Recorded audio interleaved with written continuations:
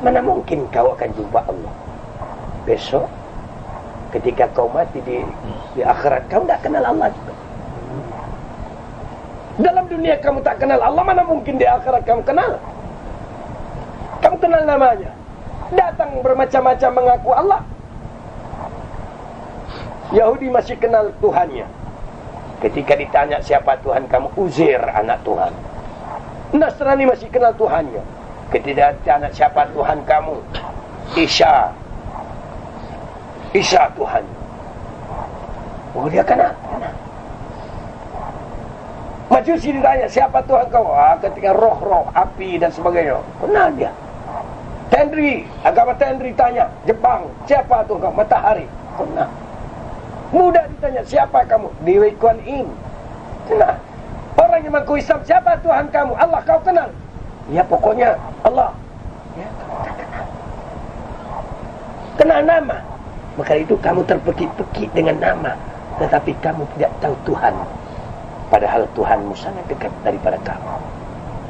Orang yang kenal kepada Tuhan, ketika diucapkan nama Allah itu, bergetar hatinya, hancur hatinya, karena dia tak tahu Tuhan. Orang yang tak tahu Tuhan, dibacakan nama Tuhan, dia tenang-tenang saja, karena memang dia tak kenal kepada Tuhan. Mana mungkin dia takut kepada Tuhannya? Mana mungkin? Orang yang mengenal nama Allah, Ar-Rahman, Ar-Rahim, Al-Malik, Al-Qudus, boleh takutkan kepada Allah? Tidak. Dia lakukan. Huwallahu alladhi la ilaha illa huwa ar-Rahmanur Rahim. Kamu hanya kenal dengan namanya. Maka kamu lakukan dia. Makanya ketika kamu berkata Abdurrahman, orang yang kenal Abdurrahman takutnya karena kuasa Abdurrahman ada. Ketika di samping Abdurrahman mengucapkan Abdurrahman, yang kenal Abdurrahman itu tuh dekat kamu itu. Ngapain kau kuat-kuat, bukan Abdurrahman, peka, tuli. Tak tuli Abdurrahman itu. Nah, takutnya orang yang kenal Abdurrahman ini bukan kepalang, tapi yang kenal nama Abdurrahman, biar di sampingnya Abdurrahman, dia tidak tahu Abdurrahman. Begitulah kamu kepada Allah, kamu kenal namanya dan ciptaannya, tapi tidak kenal kepada Tuhanmu sendiri. Maka mereka yang tidak kenal kepadaku di dalam dunia, kata Allah, aku jadikan mereka di kemudian hari dengan tidak bermata, sehingga mereka buta. Lalu bertanya kepada Allah, lalu dia bertanya kepada aku, kata Allah, ya Rabb, dalam dunia kamu ciptakan kami bermata, kenapa sekarang kau ciptakan kami dalam keadaan buta? Allah bertanya, untuk apa aku ciptakan kamu bermata? Dalam dunia pun kamu tidak kenal aku, apakah lagi di akhirat? Mana mungkin kau kenal kepada aku? Di dunia kamu sendiri tidak pernah melihat aku, tidak pernah mengenal aku. Maka itu kamu cuma belajar awaluddin ma'rifatullah. Awal agama, awal hukum itu mengenal Allah. Kamu tahu bahwasanya yang awal-awal kau tirkan la ilaha illallah Muhammadar Rasulullah. Tapi kamu tidak kenal kepada Allah dan tidak kenal kepada Rasul. Untuk mengenal Allah dengan apa? Untuk mengenal Rasul dengan apa? Kamu kenal dengan sunnahnya, tapi kau tak kenal dengan Rasul. Rasulmu adalah metafisik kamu. Dia bermetafisik, dia bertubuh, dia bernyawa, dia bermata, dia bertelinga, dia bersifat, dia berakhlak. Ketika akhlak Rasulmu tidak ada kepada kamu, perbuatannya, sifatnya tidak ada kepada kamu, jelas kamu tidak kenal kepada Rasul. Kepada Allah juga demikian. Ketika kau mengenal namanya, mengenal ciptaannya, tapi tidak mengenal yang menciptakannya, hanya mengenal namanya, kamu tidak dapat sebagai saksi yang menyatakan Allah. Tidak ada yang lain kecuali Allah. Ketika kau berkata la ilaha illallah, tidak ada yang ada kecuali Engkau ya Allah. Diriku pun tak ada, karena diriku Engkau yang punya. Hatiku Engkau yang punya, nyawa dan rahasia kepadaku Engkau yang punya. Tak ada aku. Mana aku? Aku pun mencari diriku, tak jumpa. Semua Engkau punya ya Allah. Ketika engkau telah paham semua itu Allah yang punya, sangat mustahil kau tidak mengenal Allah. Ketika sarung, tahu bahwa di dalam sarung ada pisau yang sama bentuknya dengan sarung, tetapi sarung bukan pisau. Tapi sarungnya dibikin oleh pisau, tapi pisau tidak akan dapat dibuat oleh sarung. Ketika sarung telah diciptakan oleh pisau, maka pisau bersemayam di dalam sarung. Bergerak sarung karena pisau, karena dia menutupi pisau. Kalau tidak perlu sarung, pisau tidak perlu memerlukan sarung lagi, dia buat sarung yang baru. Untuk apa bikin sarung yang tidak baik? Maka kamu adalah saksi.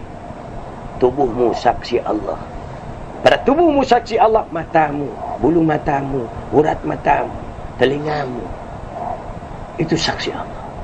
Bulu-bulu pada dagingmu, bulu-bulu pada kulitmu, darah-darah kamu, urat-urat sumsum kamu hidup, semua saksi Allah Subhanahu wa ta'ala. Semua berkata la haula wala quwata illa billah. Tidak ada daya kekuatan kecuali Allah Subhanahu wa ta'ala. Berpeganglah kamu sebenar-benarnya, pasti kau selamat. Jangan batal wudhu kamu, jangan lepas memuji Allah. Taatlah engkau kepada Allah yang sangat dekat kepada kamu. Belajar malulah engkau kepada Allah. Kamu itu ada cuma nafsu. Yang kamu itu nafsu. Maka itu antara nafsu kepada Allah. Allah ciptakan nafsu awalnya. Lalu Allah tanya kepada nafsu, wahai nafsu, siapa aku dan siapa engkau? Nafsu berkata, aku ya aku, kamu ya kamu. Ketika nafsu itu disiksa 70.000 tahun, dikeluarkan dari periksaan, nafsu ditanya, wahai nafsu, siapa engkau, siapa aku? Nafsu berkata, aku ya aku, engkau ya engkau. Kerasnya nafsu itu.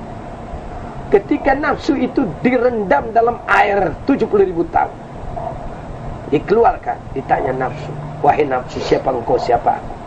Nafsu berkata, engkau ya engkau, aku ya aku. Ketika nafsu dibakar 70.000 tahun, ditanya nafsu, wahai nafsu, siapa engkau, siapa aku? Maka nafsu berkata, aku ya aku, engkau ya engkau. Ketika Allah puasakan nafsu, baru satu hari Allah tanya, wahai nafsu, siapa engkau, siapa aku? Nafsu berkata, Allahu Rabbi wa ana abduka ya Allah. Baru dia berkata, engkau wahai Tuhanku dan aku hamba engkau. Maka puasakan nafsu kamu supaya tidak ada ego kamu. Serahkan semua ini memang kepunyaan Allah, tidak ada milik kamu. Tidak ada milik nenek kamu, datuk kamu, kakek kamu. Mana ada? Semua Allah punya.